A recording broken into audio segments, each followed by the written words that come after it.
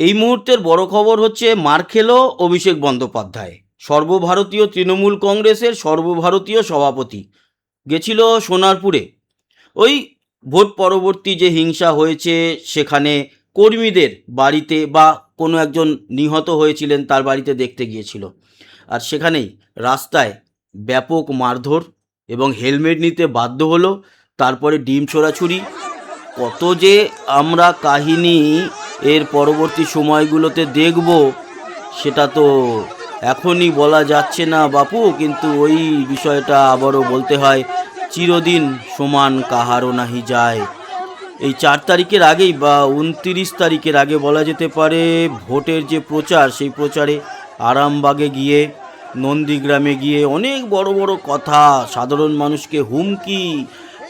এবার যদি আমরা ভোট না পাই, হিসাব রাখছি আমি নিজে খবর নেব, আরামবাগে এসে নিজে দেখব সমস্ত ব্যবস্থা। মমতা বন্দ্যোপাধ্যায় আপনাদেরকে ছেড়ে দিয়েছিল, কিন্তু আমি ছাড়বো না। এখন পাবলিক ছাড়ছে না।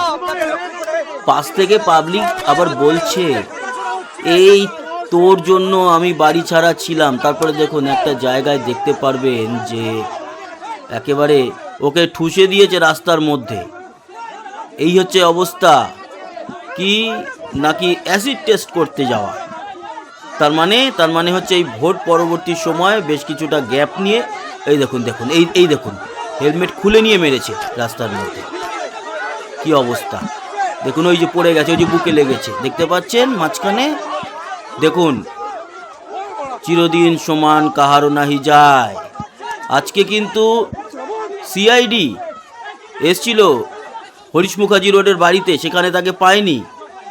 একটা নোটিশ সার্ভ করতে এসেছিল, ওখানে না পাওয়ার পর শোনা যায় যে কুণাল ঘোষের বাড়ির ওখানে গেছিল। আর সেখান থেকে ফিরে আসার পর কি বলেছে, আমি কালীঘাটের বাড়িতে থাকি, আমি এখন ইয়েতে থাকি না, হরিশ মুখার্জি রোডে, তো নোটিশ দিতে হলে সেখানে আসতে হবে। সেখানে এসে নোটিশ দিয়ে গেছে। আরও একটি ভিডিও দেখুন, সেই ভিডিওরই আর একটা এক্সটেন্ডেড ভার্সন। তাকে জিজ্ঞেস করা হয়েছে, কি বলছে। পরিস্থিতি ভাবুন একবার, 1 মাসের মধ্যে কতটা বদলে গেল, কতটা বদলে গেল দেখুন। মার খেয়ে মুখ বেঁকে গেছে প্রায়, মাথার উপরে ডিমের খোসা ফোসা পড়ে আছে। বলছে পুলিশ নাকি ছিল না। এমপি, তোমার নিজস্ব গার্ড কোথায়? এতদিন তো রাজ্য সরকারের টাকায়, সাধারণ মানুষের ট্যাক্সের টাকায়। আমি হেলমেটটা খালি পরে আছি, মাথাটা ফেটে চৌচি হয়ে যেত। আপনি দেখুন, পুলিশকে বলার পরেও হোয়াটসঅ্যাপে কমিউনিকেশন করা হয়েছে, ফোন করা হয়েছে, কোনো রকম ফোর্সের ব্যবস্থা নেই, কিচ্ছু নেই। পুলিশের প্ররোচনায় এই ঘটনা ঘটিয়েছে। আমি হাইকোর্টে যাব, পুরো ঘটনা আপনাদের রেকর্ডেড রয়েছে। এতদিন রাজ্য সরকারের টাকায়, সাধারণ মানুষের ট্যাক্সের টাকায় পাইলট কার প্রচুর প্রচুর সিকিউরিটি নিয়ে ঘুরেছে। তখনও যদি, আমি তো বলি ক্ষমতায় থাকাকালীনও যদি ঘুরতো না, তা এর থেকে ভয়ঙ্কর আরও বেশি মার খেত। পাবলিক যেরকম ক্ষেপে ছিল, এখন তো বোধহয় হেরে গেছে বলে তাও একটু দয়া দাক্ষিণ্য করে ডিম ফিম ছুঁড়েছে। তখন আদলাইট পাথর ছুটতো।